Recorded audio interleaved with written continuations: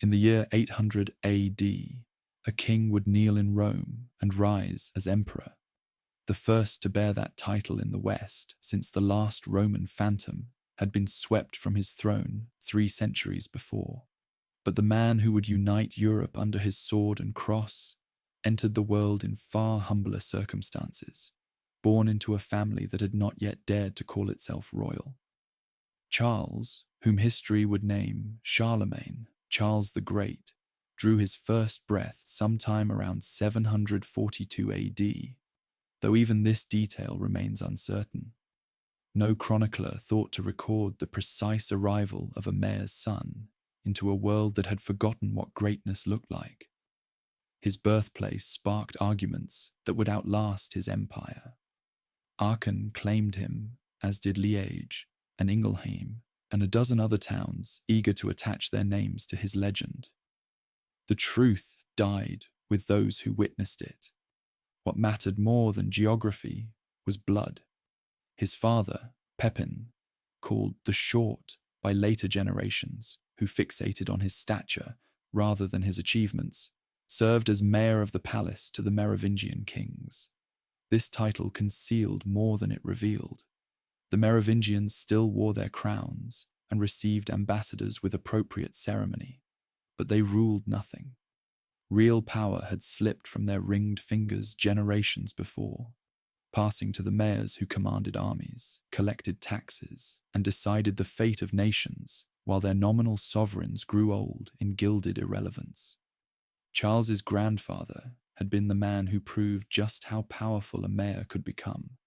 Charles Martel, the Hammer, had shattered a Muslim army near Tours in 732 AD, turning back an invasion that might have carried the crescent banner to the shores of the North Sea. That single victory had transformed the Carolingian family from powerful nobles into saviors of Christendom. The Pope himself had written to Charles Martel, pleading for aid against the Lombards who threatened Rome.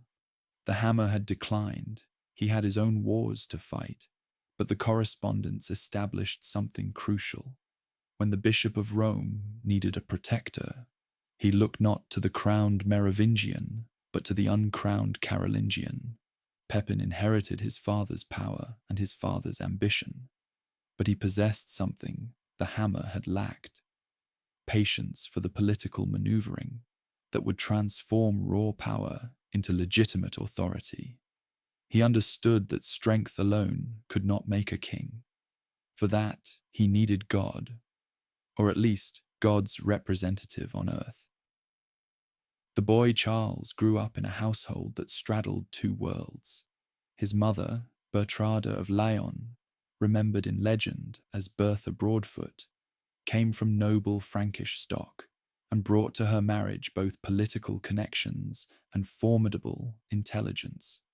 She would prove herself a diplomat of considerable skill, negotiating marriages and alliances with a sophistication that rivaled any churchman's. From both parents, Charles absorbed the lessons that would define his reign. From his father, the understanding that power required both military strength and sacred legitimacy. From his mother, the knowledge that diplomacy could achieve what swords could not. In 751 AD, when Charles was perhaps 9 years old, his father made the move that generations of Carolingians had contemplated, but none had dared attempt. Pepin sent envoys to Pope Zachary in Rome with a question that was really a demand. Is it right that one should be called king who has no power, while another who holds all power is not called king? The Pope understood the stakes. The Lombards pressed ever closer to Rome, and the distant Byzantine emperor offered nothing but empty promises. If Rome was to survive, it needed a protector with armies close at hand. Zachary answered as Pepin knew he would. It is better that he who has power should be called king. With papal blessing secured, Pepin moved swiftly. The last Merovingian king, Childeric III, was seized along with his son. Their long hair, the sacred mark of their dynasty, was shorn. They vanished into monasteries, and with them vanished a bloodline that had ruled the Franks for nearly 300 years. Pepin the Short became Pepin the King, anointed with holy oil by Archbishop Boniface, his authority now sanctified by heaven itself. 3 years later, a more dramatic ceremony cemented the alliance between the Carolingian dynasty and the Roman Church. Pope Stephen II, Zachary's successor, crossed the Alps in winter, the first pope ever to venture north of the mountains. The journey nearly killed him. But Stephen understood that desperate times demanded desperate measures, and the Lombard king Aistulf was preparing to swallow Rome whole. At the royal estate of Pontion, Stephen performed a ceremony that would reshape medieval politics. He anointed Pepin a second time, but now he anointed the king's sons as well, including the 12-year-old Charles. The Pope pronounced them all patricians of Rome, binding the Frankish dynasty to the defense of the Holy See, with chains of sacred obligation. More remarkably, Stephen forbade the Franks from ever choosing their kings from any other family on pain of excommunication. The Carolingians were no longer merely powerful, they were divinely ordained. Pepin repaid his debt with blood and iron. Twice he led his armies across the Alps to humble the Lombards, forcing King Aistulf to surrender territories that Pepin then granted not to himself, but to St. Peter, meaning, in practice, to the Pope. This donation of Pepin created the Papal States, a territory that would make the Bishop of Rome a temporal ruler, as well as a spiritual one for more than 1,000 years. The precedent was set. Carolingian swords would defend Roman interests, and Roman blessings would legitimize Carolingian crowns. Charles came of age during these campaigns, though he was too young to fight in them. Each expedition taught the same lesson. The Alps were not a barrier, but a highway, and Italy's fate was bound to Francia's. Pepin spent his final years consolidating the realm, suppressing rebellious nobles, extending Frankish authority into Aquitaine and Bavaria. When illness finally claimed him in September 768 AD, he left behind a kingdom more powerful than any seen in the West since Rome's fall. He also left behind 2 sons. Following Frankish custom, Pepin divided his realm between Charles and his younger brother Charlemagne. Charles, now 26 years old, received the outer arc of the kingdom, a crescent of territory stretching from Aquitaine through Neustria to the North Sea coast, wrapping around his brother's portion like a shield. Charlemagne took the inner lands, including the Carolingian heartland around Aachen and the crucial Alpine passes that led to Italy. The division was meant to be equal. It was anything but harmonious. 2 kings now ruled where one had reigned, their territories intertwined in ways that made cooperation essential and conflict almost inevitable. Charles and Charlemagne were different men with different visions, yoked together by their father's will to a partnership neither had chosen. The Frankish realm held its breath, waiting to see whether brotherhood would prove stronger than ambition. It would not have long to wait. The trouble began almost immediately. In the summer of 769, less than a year after Pepin's death, Aquitaine erupted in rebellion. Duke Hunald II, son of a man Pepin had defeated and forced into a monastery years before, emerged from exile to reclaim his father's lands. The uprising threatened to tear away the entire southwest of the Frankish realm, and Charles moved quickly to crush it. He sent word to his brother requesting aid. The 2 kings had divided their father's kingdom, but they had inherited their father's enemies in common.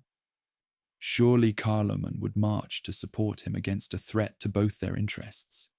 Charlemagne refused. The younger brother marched his army to the agreed meeting point at Moncontour, then turned around and went home without explanation. Whether this was calculated betrayal, personal spite, or simple unwillingness to serve under his older brother's command, no chronicler recorded. Charles was left to fight alone. He won anyway. His forces pursued Hunald across Aquitaine and into Gascony, where the rebel duke fled to the court of Duke Lupus of the Basques. Charles applied pressure of a different kind, diplomatic threats backed by the implicit promise of military devastation, and Lupus surrendered the fugitive rather than face Frankish vengeance. Hunald vanished into monastic imprisonment, and Aquitaine submitted to Charles's authority. The victory demonstrated Charles's military capability, but Charlemagne's abandonment left wounds that would not heal. The brothers, who had never been close, now regarded each other with open suspicion. Their mother, Bertrada, watching her sons drift toward a conflict that could destroy everything her husband had built, attempted to forge peace through marriage. Her solution was characteristically ambitious. She would bind both her sons to the Lombard kingdom through matrimony, transforming an old enemy into a family ally. She traveled personally to Italy, a remarkable journey for a woman of her station, and negotiated with King Desiderius, the same Lombard ruler whose predecessors Pepin had humbled. The arrangement she secured seemed to promise stability.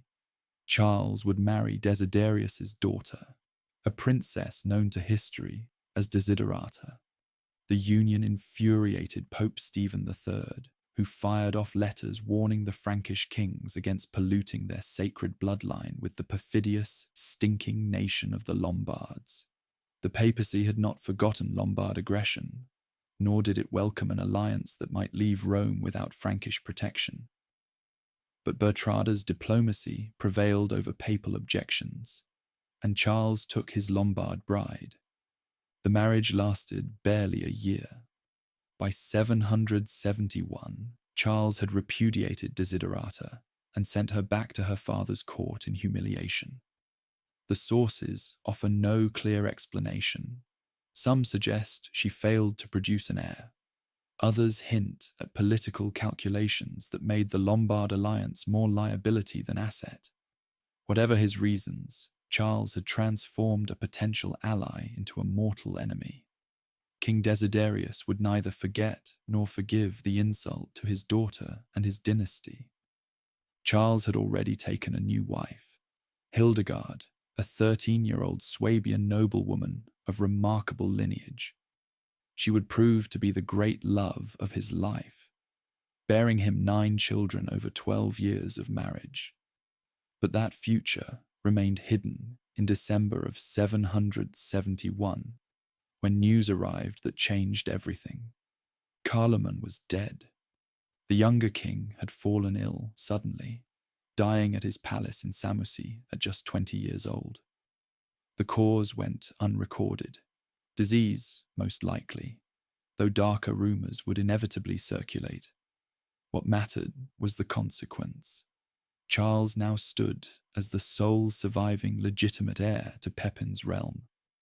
The situation was not quite so simple.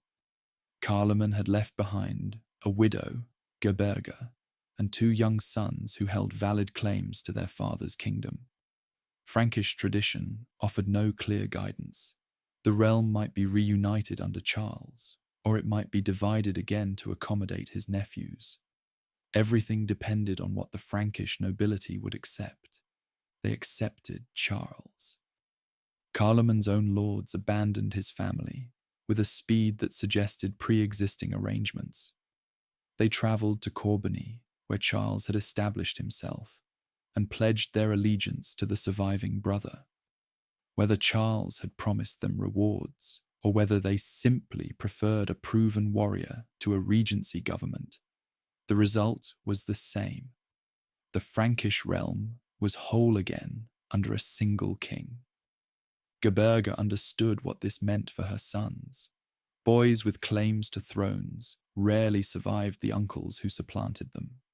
Taking her children and a handful of loyal followers, she fled across the Alps to the one court that would welcome enemies of Charles, the court of her humiliated father-in-law's ally, King Desiderius of the Lombards.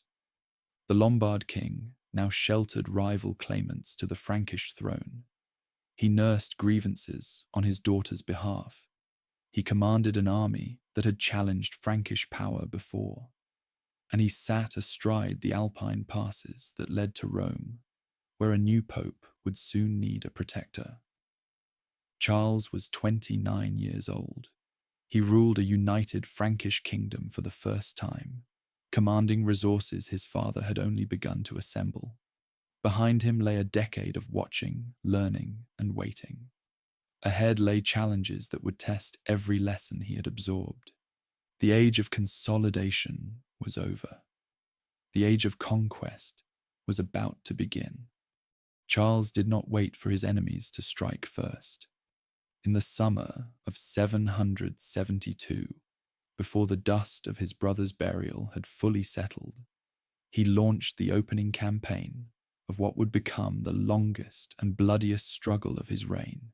His target was Saxony, the vast forested territory beyond the Rhine, where Germanic pagans still worshipped the old gods in sacred groves and resisted Christianity with the same ferocity they resisted Frankish rule.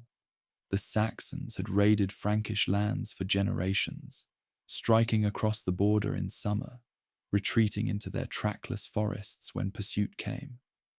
Previous Frankish kings had mounted punitive expeditions, extracted promises of tribute, and declared victory, only to watch the Saxons revolt the moment their armies withdrew. Charles intended something different. He would not merely defeat the Saxons. He would convert them, absorb them, make them Franks in faith, if not in blood. His first campaign struck deep into Saxon territory, capturing the fortress of Eresburg and destroying the Irminsul, a great wooden pillar that the Saxons venerated as a sacred link between earth and sky. The desecration was deliberate. Charles understood that conquest required more than military victory. It demanded the destruction of everything that bound his enemies together. Gold and silver offerings accumulated over generations were carted away to Frankish treasuries. The message was clear. The Saxon gods could not protect their people. The Saxons submitted, accepted baptism, promised tribute. Charles withdrew, satisfied that he had planted the seeds of lasting conquest. He was wrong, but that lesson lay in the future. In 773, a more urgent threat demanded his attention. Pope Hadrian I had inherited all the problems of his predecessors and added new ones of his own.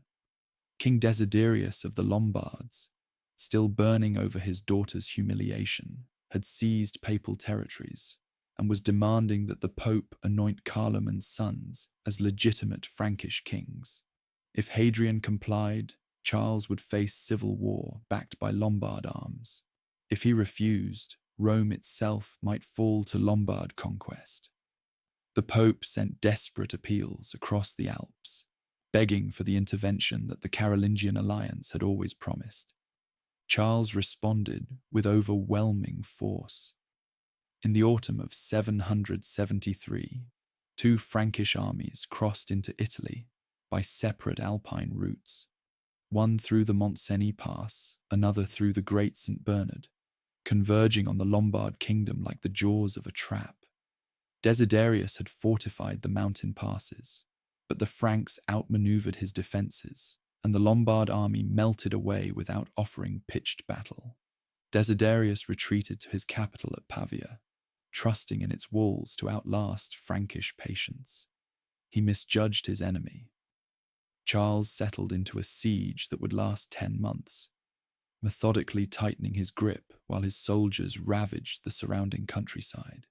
He even found time to celebrate Easter in Rome, the first Frankish king to visit the Eternal City, where Pope Hadrian greeted him with honours usually reserved for the Byzantine emperor. During that Roman visit, Charles confirmed and expanded his father's donations to the papacy. promising territories that stretched across much of central Italy. Whether he intended to actually deliver all these lands remained to be seen, but the gesture bound Rome to his cause more tightly than ever. When he returned to the siege lines around Pavia, he did so as the acknowledged protector of Western Christendom. Pavia fell in June 774. Desiderius was captured and forced into a Frankish monastery, where he would end his days in prayer and obscurity. His son, Adelchis, fled to Constantinople, nursing claims that Byzantine emperors would occasionally find useful but never seriously support. Charles assumed the Lombard crown himself, becoming King of the Franks and the Lombards, the first ruler to unite both titles since the fall of Rome. Gerberga and her sons vanished from history during the conquest. Whether they died, were imprisoned, or were quietly eliminated, no source records. But they were never heard from again, and no Carolingian rival would emerge from Lombard territory. Charles had doubled his kingdom in a single campaign. He had eliminated a dynasty that had troubled popes for 2 centuries, and he had demonstrated that Frankish power could project across the Alps whenever he chose. Yet even as he celebrated these triumphs, messengers brought unwelcome news from the north. The Saxons had revolted, while Charles besieged Pavia. The Saxons had thrown off their baptisms, slaughtered the priests left to convert them, and restored the worship of their old gods.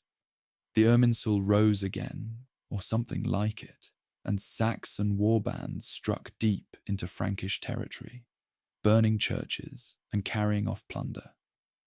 Everything Charles had achieved in 772 had been erased.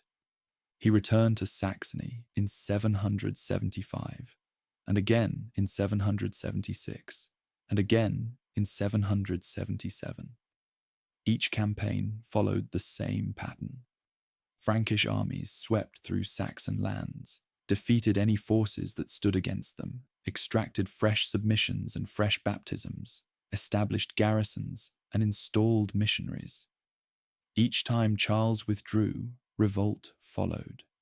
The forests swallowed his outposts, and the old gods reclaimed their worshippers.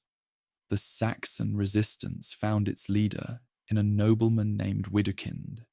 Charismatic, implacable, and elusive, Widukind understood that the Saxons could never match Frankish strength in open battle.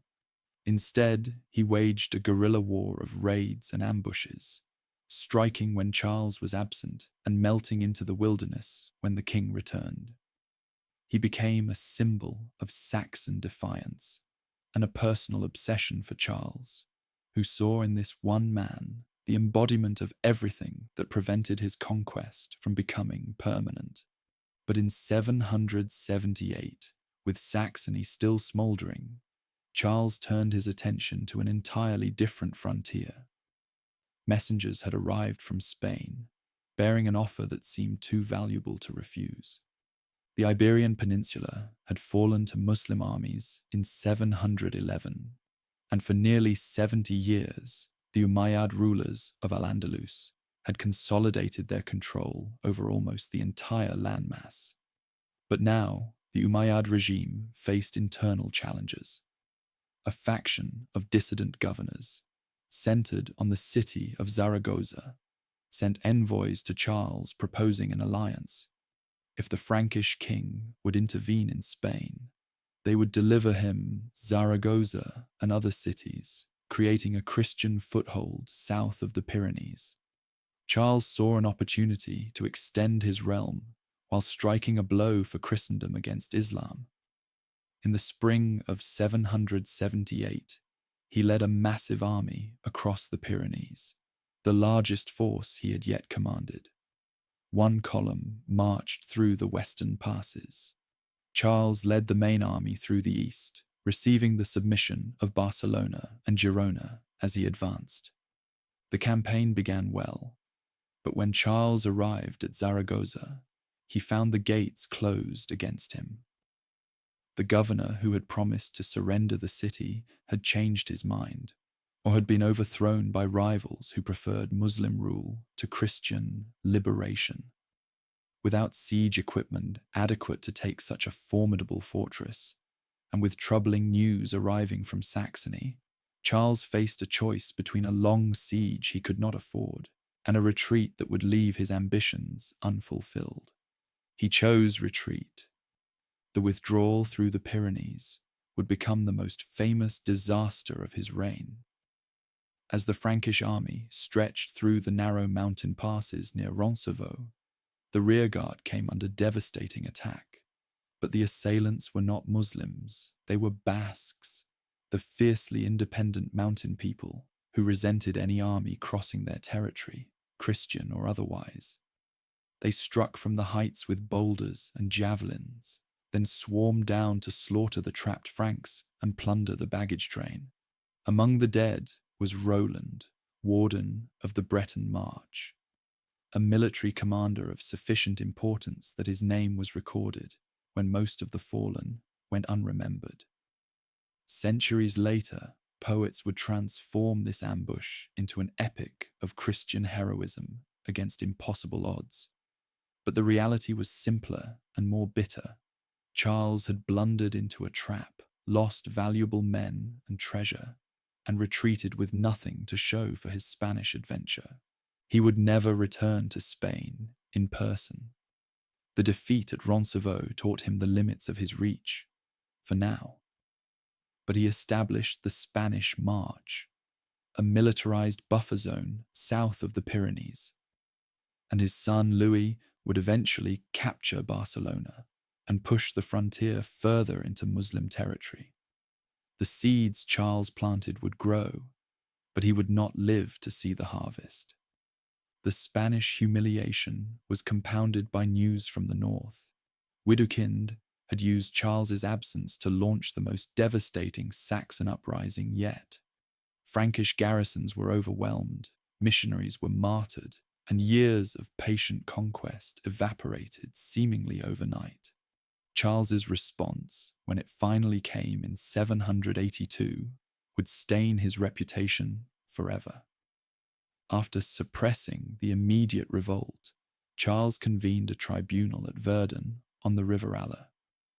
The Saxons who had participated in the uprising were brought before him, and Charles ordered the execution of 4,500 prisoners in a single day. The massacre was calculated terror, intended to demonstrate that rebellion would be met not merely with defeat, but with annihilation. Whether the victims were warriors, hostages, or some combination remains unclear. What is certain is that no Frankish king had ever ordered killing on such a scale, and the memory of Verdun would haunt Charles's legacy for centuries. If he intended the massacre to break Saxon resistance, he miscalculated. The killings provoked outrage that unified Saxon opposition as nothing before had done.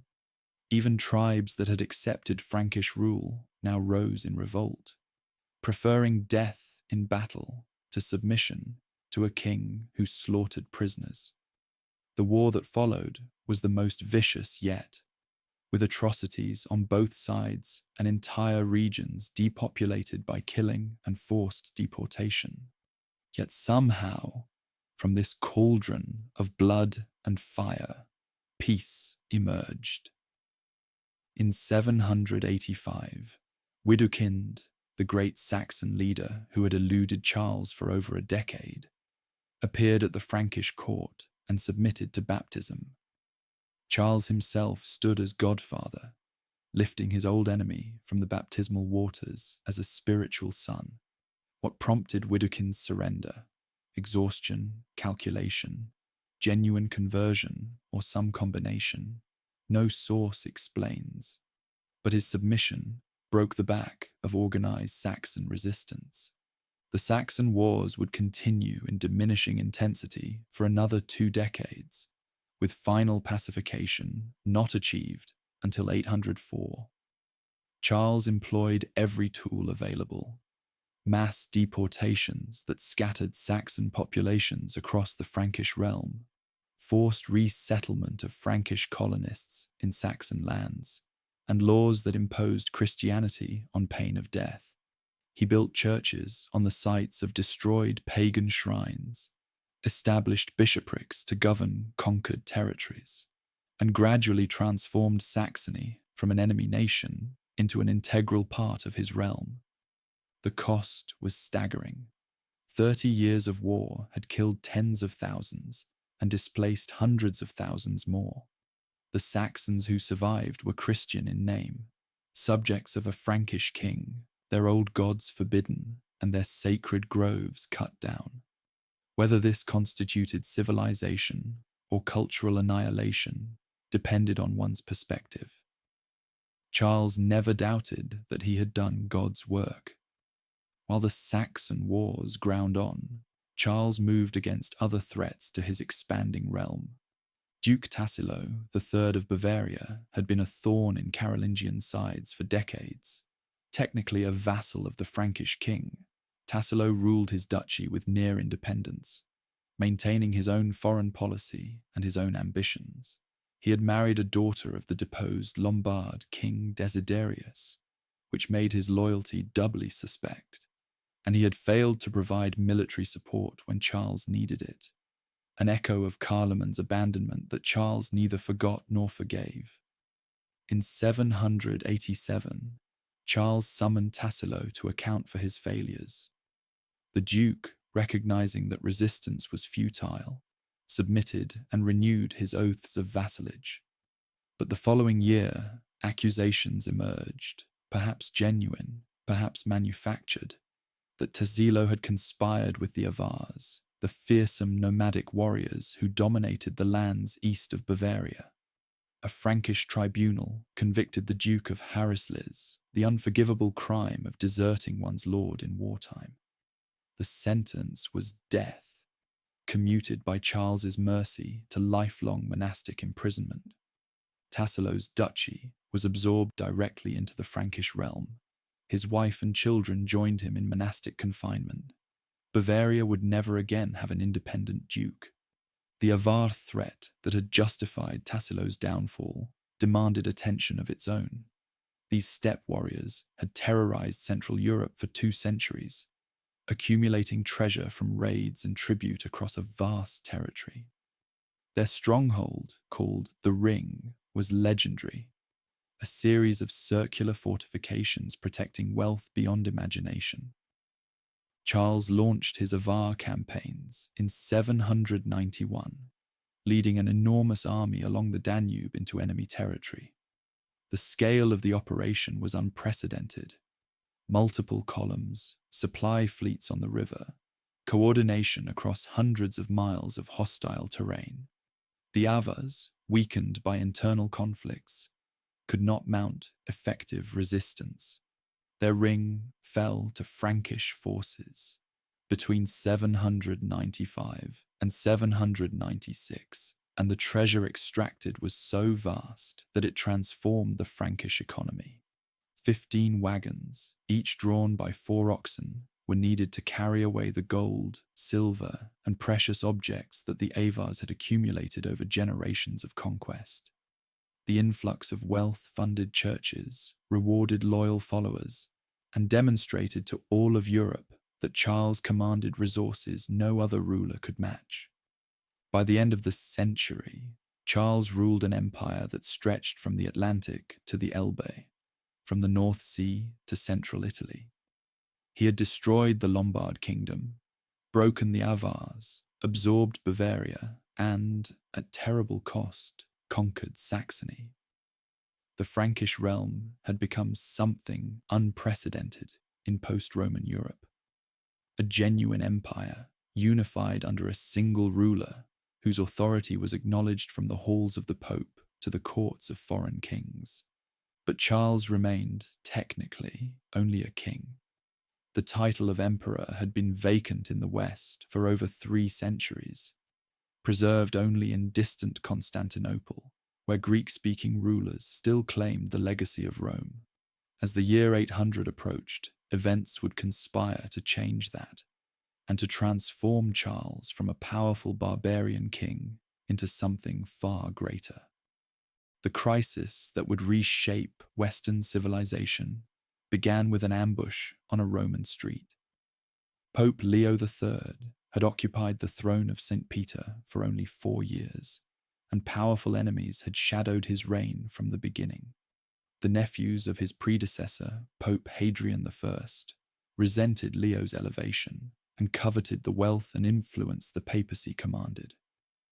On April 25th, 799, they struck.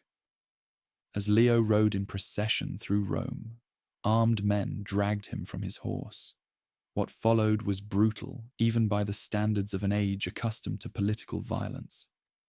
The attackers beat the Pope savagely, and according to some accounts, attempted to blind him and cut out his tongue, the traditional Byzantine punishments for deposed rulers, intended to render victims unfit for office. They left him for dead in the street and proclaimed him deposed for crimes, including perjury and adultery. But Leo survived. Whether his eyes and tongue were truly mutilated and miraculously restored, as his supporters later claimed, or whether his attackers simply bungled the job, the Pope retained both sight and speech. Loyal followers rescued him from the monastery, where his enemies had imprisoned him, and smuggled him out of Rome under cover of darkness. He fled north, across the Alps, to the one man who could restore him, Charles, King of the Franks. The meeting took place at Paderborn, in the heart of newly conquered Saxony, where Charles was overseeing the painful process of turning pagan warriors into Christian subjects. The sight of a reigning pope arriving as a refugee, battered, accused of serious crimes, dependent on a barbarian king for survival, illustrated how completely the old order had collapsed. 3 centuries earlier, popes had crowned emperors and commanded the obedience of kings. Now a pope knelt before a Frankish warlord and begged for protection. Charles received Leo with honours befitting his sacred office. Whatever the accusations against him, he provided an escort to return the Pope safely to Rome and dispatched investigators to examine the charges. The political calculus was obvious. Leo's enemies had made their move without Frankish approval, and if they succeeded in deposing a pope by violence, no future pope would feel secure without Charles's explicit protection. Better to restore Leo and bind the papacy even more tightly to Carolingian power. But the situation raised troubling questions. If Leo was guilty of the crimes alleged, could he legitimately remain pope? And who had the authority to judge a pope in the first place? An ancient legal principle held that the first see could be judged by no one. Yet allowing serious accusations to stand uninvestigated would permanently taint Leo's authority. Charles spent over a year preparing his response. In November 800, he journeyed to Rome with an army at his back, a show of force that reminded everyone who held real power in the relationship. On December 23rd, in St. Peter's Basilica, Leo swore a solemn oath of purgation, declaring his innocence before God and man. No trial took place, no evidence was examined, but the ritual absolved him in the eyes of the Church. His accusers faced their own trials and were sentenced to death, later commuted to exile by Leo's intercession. 2 days later, on Christmas morning, the consequences of this arrangement became clear. Charles attended Mass at St. Peter's Basilica, kneeling in prayer before the altar, as was his custom. The great church was crowded with Frankish nobles, Roman clergy, and common citizens gathered to celebrate the Nativity. As Charles rose from his knees, Pope Leo approached carrying a golden crown. What happened next would be debated for centuries. Leo placed the crown on Charles's head and proclaimed him Emperor of the Romans. The congregation erupted in acclamation, crying out the ancient formulas. To Charles Augustus, crowned by God, great and peace-giving Emperor of the Romans, life and victory. The Frankish king had become something no Western ruler had been since 476 AD, an emperor, heir to the Caesars, equal in dignity to the distant sovereign in Constantinople. Later, Charles's biographer, Einhard, would record that his master was displeased by the coronation.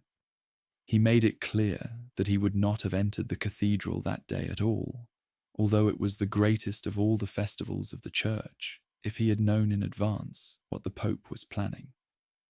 Whether this represented genuine surprise, political theatre to deflect Byzantine anger, or simply revisionist history, no one can say with certainty. The political implications were immediate and explosive. In Constantinople, Empress Irene, who had seized power by deposing and blinding her own son, received the news with cold fury.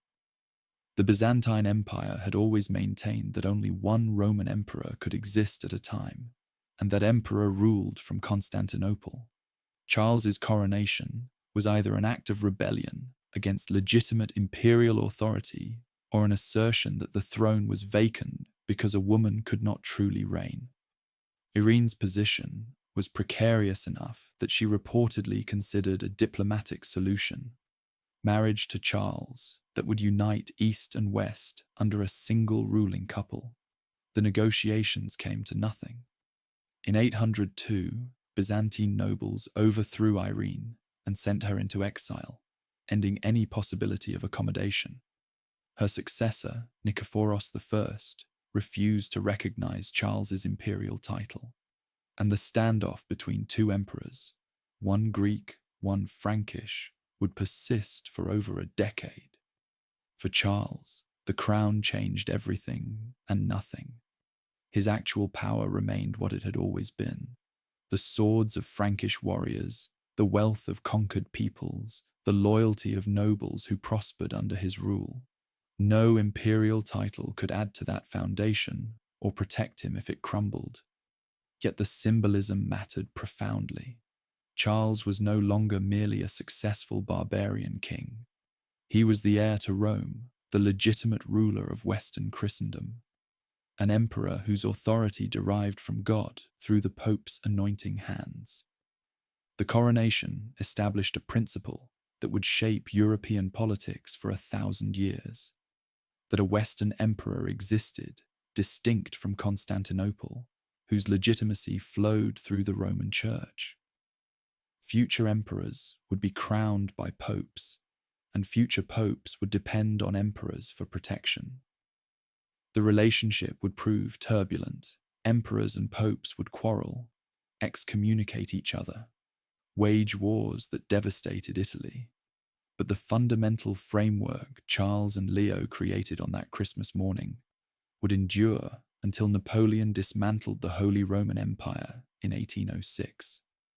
Charles left Rome in the spring of 801, returning north to face the practical challenges of governing an empire that now stretched from the Ebro to the Elbe. He was 58 years old, ancient by the standards of his age, and the decades of campaigning had taken their toll. The years of conquest were ending. The years of consolidation had begun. Aachen became the heart of the Carolingian world. Charles had always favoured this place, drawn by the hot springs that eased his aging joints and the forests that offered hunting worthy of an emperor.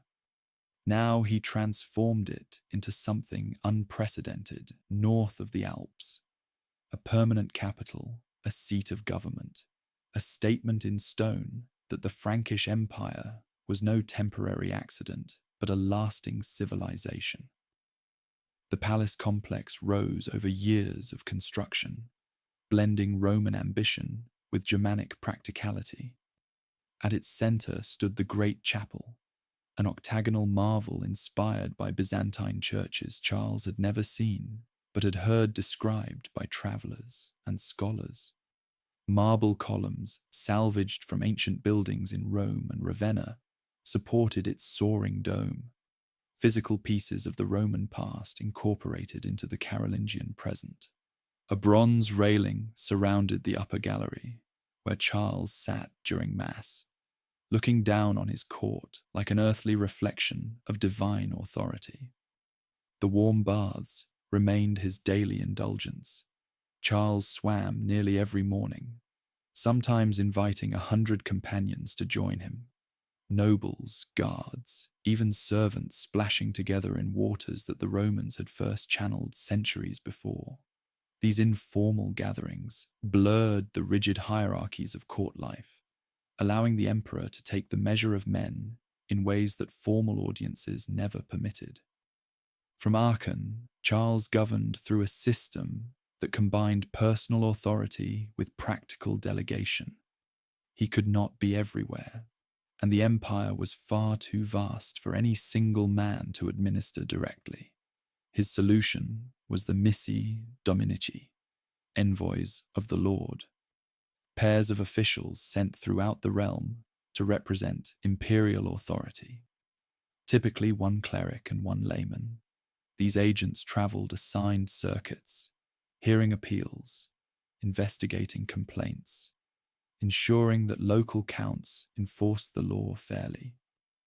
They carried the emperor's voice to distant provinces and brought back reports of conditions on the ground.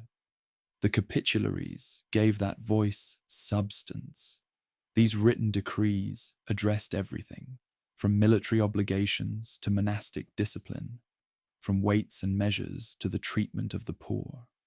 Charles could not read them fluently himself, a limitation that embarrassed him deeply, but he understood their power. Written law transcended the memory of any individual, outlasting the officials who enforced it and the emperor who decreed it. Each capitulary pushed back against the chaos that had swallowed Western civilization after Rome's fall, imposing order through parchment and ink. In 802, Charles required every free man in the empire to swear a new oath of loyalty, not merely to their immediate lords, but to the emperor himself. The oath bound subjects directly to Charles, cutting through the layers of local allegiance that might otherwise fragment his authority.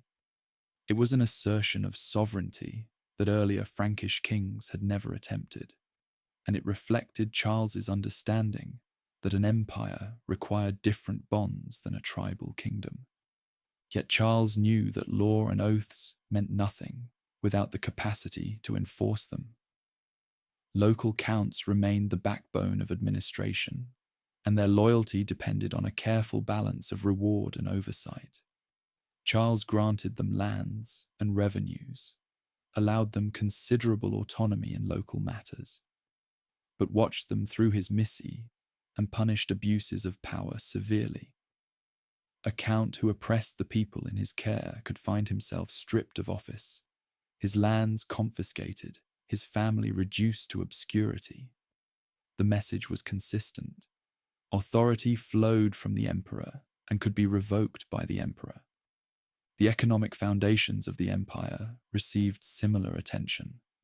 Charles standardized coinage, establishing a new silver penny, the denarius, that would remain the basis of European currency for centuries. He fixed weights and measures, enabling commerce across a realm where every local market had previously used its own standards. He attempted, with less success, to regulate prices, issuing decrees against hoarding and profiteering that merchants routinely ignored. The impulse toward order was genuine, even when the results fell short. But Charles's most enduring legacy was not administrative. It was intellectual. The emperor who struggled to write his own name became the patron of a renaissance that preserved classical learning for posterity. He gathered scholars from across Christendom, from Italy, Spain, Ireland, and especially from the Anglo-Saxon kingdoms where monastic learning had survived the chaos that engulfed the continent. These men came to Aachen, seeking patronage, and found something more: an emperor who genuinely valued their work. Alcuin of York became the brightest star in this constellation of intellects, a Northumbrian scholar who had directed the cathedral school at York before answering Charles's summons. Alcuin served as an informal minister of education for the entire empire. He reformed monastic schools, standardized the curriculum, and championed a return to classical Latin at a time when the language had fragmented into dozens of regional dialects barely intelligible to one another. The scholars at Aachen developed a new script that would prove as influential as any of Charles's conquests. Carolingian minuscule, clear, consistent, beautiful, replaced the cramped and varied hands that made earlier manuscripts difficult to read. This script would evolve into the lowercase letters you are reading now, a direct inheritance from Charles's court that has outlasted every other aspect of his empire. More precious still was what those letters preserved.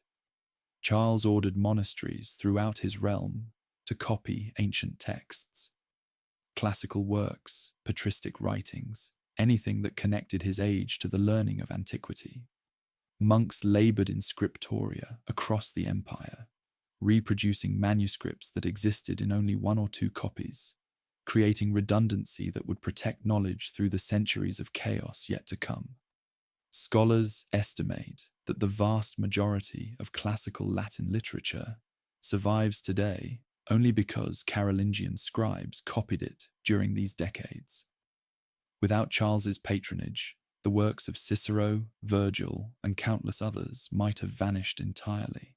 The emperor himself participated in the intellectual life of his court with more enthusiasm than skill.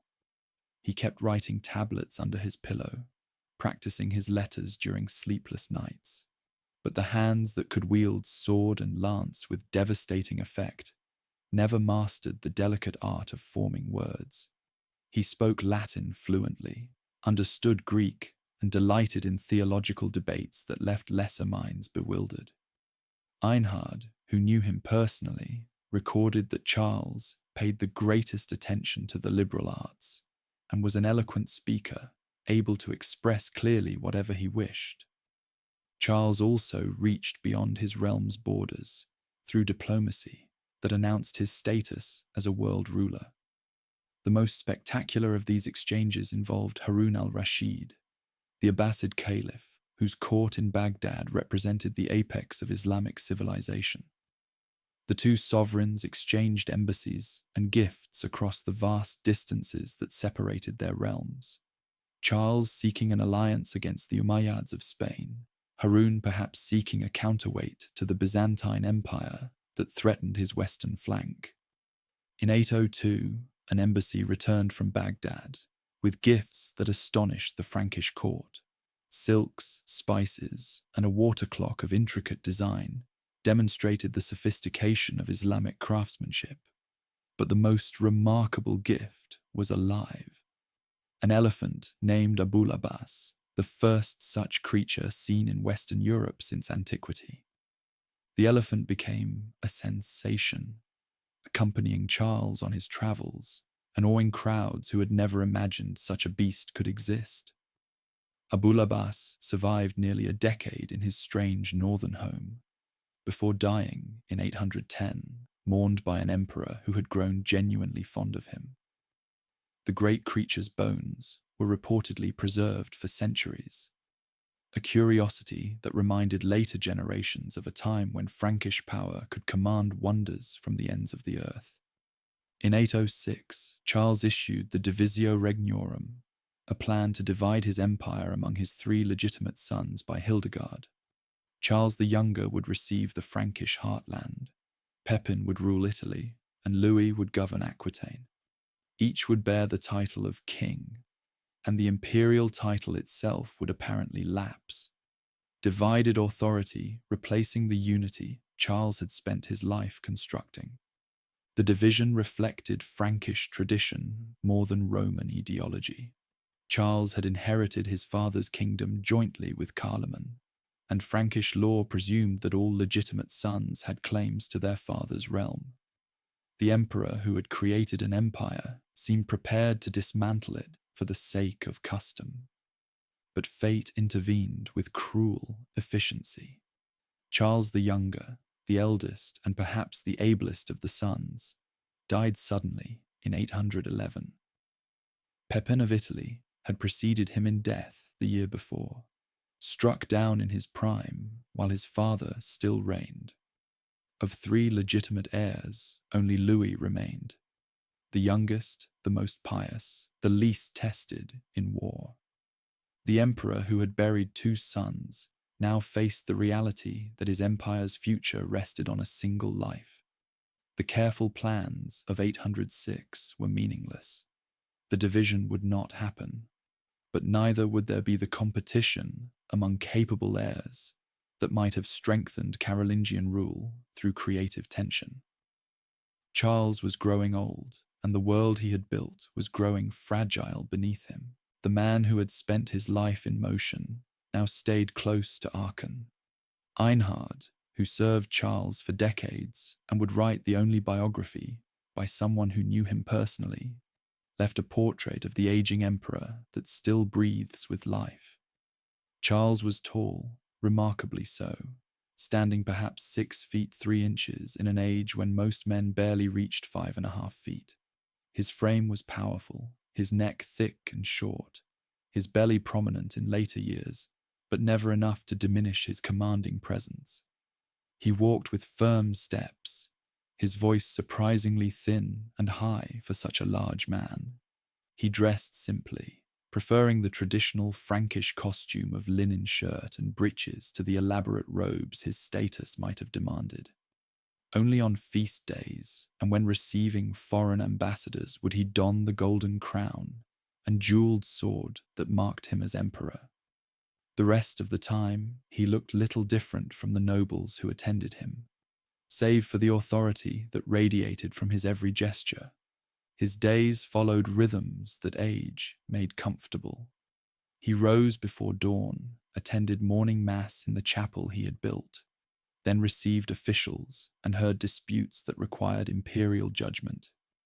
Meals were modest by royal standards, typically 4 courses, with roasted meat his favorite dish. He disliked physicians and ignored their advice to eat boiled food rather than the roasts he preferred. Wine was consumed sparingly. Drunkenness disgusted him, and he despised seeing it in others. The afternoons brought rest, then a return to business, then the evening meal shared with companions who had followed him for decades. He listened as readers recited from books during dinner, histories, theological works, and especially Augustine's City of God, which he heard so many times he could quote long passages from memory.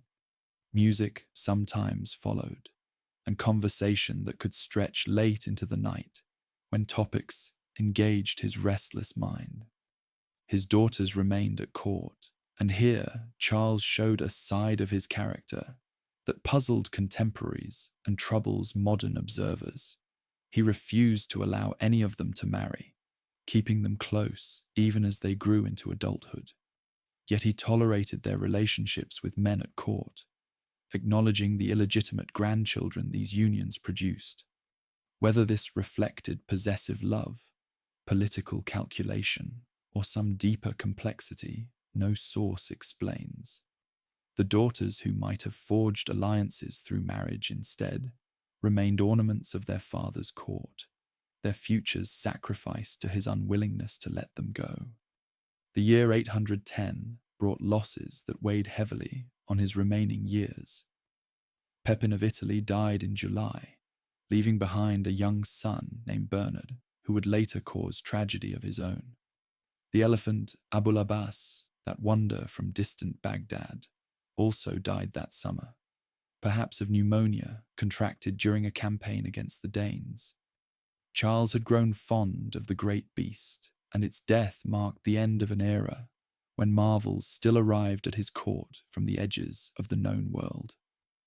The following year took Charles the Younger, and with him died the succession plan that had occupied the emperor's thoughts for years. Only Louis remained, Louis the Pious, as history would name him, whose devotion to the church exceeded his aptitude for war. Charles had no choice but to accept what fate had decreed. In September 813, Charles summoned Louis to Aachen for a ceremony that announced the succession to all the world. In the great chapel, before an assembly of nobles and clergy, the old emperor commanded his son to take the crown from the altar and place it on his own head. No pope officiated. No Roman ritual sanctified the moment. Charles himself, not the church, conferred the imperial dignity on his heir. The gesture was deliberate. By crowning Louis with his own authority, Charles established that the empire was a Carolingian inheritance, not a papal gift. Leo III had placed the crown on Charles's head in 800, and some had interpreted that act as proof that popes made emperors. Charles now demonstrated otherwise. The empire belonged to his family, and he could transmit it as he chose. Louis departed for Aquitaine, and Charles returned to the routines of a life nearing its end. He revised his will, distributing treasures accumulated over decades of conquest. He continued attending Mass, hearing disputes, swimming in the warm springs that still eased his aching body. But those who knew him saw the vitality draining away. In the autumn of 813, troubling news arrived from the northern coasts. Ships had been sighted, long, sleek vessels with high prows, carrying warriors who struck without warning and vanished before any response could be organized. The Northmen had begun their raids, probing the defenses of an empire whose strength still deterred major attacks. Einhard recorded that Charles, seeing the distant sails of these raiders from a coastal town, wept. His companions assumed he feared for his own safety, but the emperor corrected them. "I am not afraid that these rascals will be able to harm me," he said, "but it grieves me deeply that while I am alive, they have dared to touch these shores, and I am filled with great sorrow because I foresee what evils they will bring upon my descendants and their people." He saw clearly what was coming and knew he would not live to prevent it. The winter of 813 was harsh, and Charles spent it as he had spent so many winters, hunting in the forests around Aachen, defying an aging body that had begun to betray him.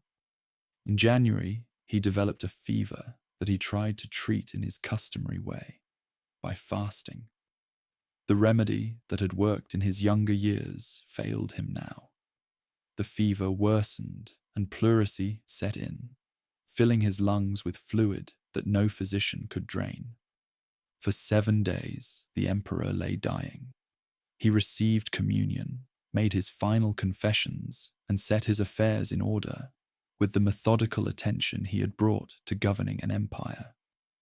On the morning of January 28th, 814 AD, in the 9th hour, around 3 in the afternoon, Charles breathed his last. He was 71 years old, give or take the uncertainty that had always surrounded his birth. He had reigned as king for 46 years and as emperor for 13. They buried him that same day in the chapel he had built at the heart of his capital. The haste was unusual. Great rulers typically lay in state for days while mourners gathered. But perhaps those who loved him could not bear to wait. Or perhaps practical concerns in the dead of winter demanded swift action. His body was washed, dressed in imperial robes, and placed in a marble sarcophagus beneath the floor of the chapel. A golden arch was erected above the tomb, bearing his image and an inscription that proclaimed his achievements. The man who had united Western Europe now rested in the church that symbolized his vision of Christian empire. Later legends would embroider his burial with details that revealed more about medieval imagination than historical fact. One persistent story claimed that Charles was not laid flat, but seated upright on a throne within his tomb, crowned and holding a scepter, a gospel book open on his knees, as if still presiding over his realm from beyond death. When Otto III, a later emperor, reportedly opened the tomb in the year 1000. He supposedly found Charles exactly so, perfectly preserved, untouched by decay, awaiting the resurrection in imperial majesty. The story was almost certainly fiction, but it captured something true about how Europe remembered its first emperor. The empire Charles built did not long survive him. Louis the Pious proved exactly what his epithet suggested: devout, conscientious, and utterly unequal to the task of managing the competing ambitions that his father had held in balance through sheer force of personality. Within a decade of Charles's death, Louis faced rebellion from his own sons, who quarreled over their shares of the inheritance before their father was even dead. The civil wars that followed devastated the empire, turning Frankish swords against Frankish shields while external enemies watched and waited. Louis died in 840, and the conflicts among his sons intensified. Lothar, the eldest, claimed the imperial title and supremacy over his brothers. Louis the German and Charles the Bald, yes, another Charles, allied against him, meeting at Strasbourg in 842 to swear mutual support in ceremonies conducted in both Romance and Germanic tongues, so that each army could understand the other's oaths. The linguistic divide that would eventually separate France from Germany was already visible in the words Charles's grandsons spoke. The Treaty of Verdun in 843 formalized what warfare had already decided. The empire was divided into 3 kingdoms: a western portion that would evolve into France, an eastern portion that would become Germany, and a middle kingdom stretching from the North Sea to Italy that would be fought over for 1,000 years. The unity Charles had forged through decades of conquest dissolved in a single generation, partitioned among heirs who lacked his ability to hold it together. Yet something survived the political fragmentation. The idea of empire, of a unified Christian realm in the West, led by an emperor who derived his authority from God through papal coronation, persisted long after the Carolingian dynasty faded into obscurity. When Otto I, a Saxon king, was crowned emperor by the Pope in 962 AD, he consciously revived Charlemagne's legacy. The Holy Roman Empire that Otto founded would endure, in increasingly attenuated form, for over 8 centuries, until Napoleon finally dissolved it in 1806. Throughout that long history, Charlemagne remained the model against which emperors measured themselves: the founder, the standard, the impossible ideal. The Church remembered him as a champion of the faith. In 1165, at the urging of Emperor Frederick Barbarossa, an antipope declared Charles a saint, a canonization that the legitimate papacy never confirmed, but never entirely rejected either. Aachen became a pilgrimage site, and Charles's relics were displayed to the faithful who came seeking blessings from the great emperor's bones. The man who had ordered the massacre at Verdun and forced conversion at sword point was transformed into a holy defender of Christendom, his violence forgotten or forgiven in the glow of sacred memory. Poets transformed his history into legend. The Song of Roland, composed some 3 centuries after Roncesvalles, reimagined the Basque ambush as a heroic last stand against overwhelming Muslim forces. Roland became the perfect Christian knight, dying with his face toward the enemy and his soul commended to God. Charles became the white-bearded patriarch of Christendom, 200 years old and eternally wise, commanding armies of paladins against the forces of darkness. The historical reality, a military blunder in a failed campaign, vanished beneath layers of epic imagination. Both France and Germany would claim Charles as their founding father, each nation finding in him the ancestor they needed. The French called him Charlemagne, emphasized his coronation in Rome, and traced their monarchy back to his Western inheritance. The Germans called him Karl der Grosse, pointed to his Saxon blood and his capital at Aachen, and claimed him as the first in their line of emperors. The argument was never resolved because it could not be resolved. Charles had lived before either nation existed, and both had equal right to his legacy. Perhaps that contested inheritance was his greatest achievement. Charles had ruled a realm that encompassed what would become France, Germany, the Low Countries, Switzerland, Austria, and much of Italy. He had done so not as a French king or a German emperor, but as something that no longer existed after his death. A ruler of the West, heir to Rome, father of a civilization that would not see its like again until the European Union of the 20th century. The institutions he created shaped medieval Europe in ways both visible and invisible. The relationship between emperor and pope, forged in the alliance between his father and Pope Stephen II and consummated in his own coronation, would dominate European politics for centuries. The counties and duchies he established as administrative units would evolve into the principalities and kingdoms that covered the medieval map. The schools he founded would preserve learning through ages of chaos, and the scripts his scholars developed would transmit that learning to posterity. More than any specific institution, Charles bequeathed to Europe an idea, the idea that the chaos following Rome's fall was not permanent, that civilization could be rebuilt, that a single ruler could unite diverse peoples under law and faith. That idea would inspire every subsequent attempt at European unification, from the Holy Roman Empire to Napoleon's conquests, to the peaceful integration of the modern era. Whether his heirs achieved his vision or merely invoked his name to justify their own ambitions, they all looked back to the same source. In the chapel at Aachen, beneath stones worn smooth by centuries of pilgrims' feet, the bones of Charles the Great still rest. The empire he built has been dust for over 1,000 years.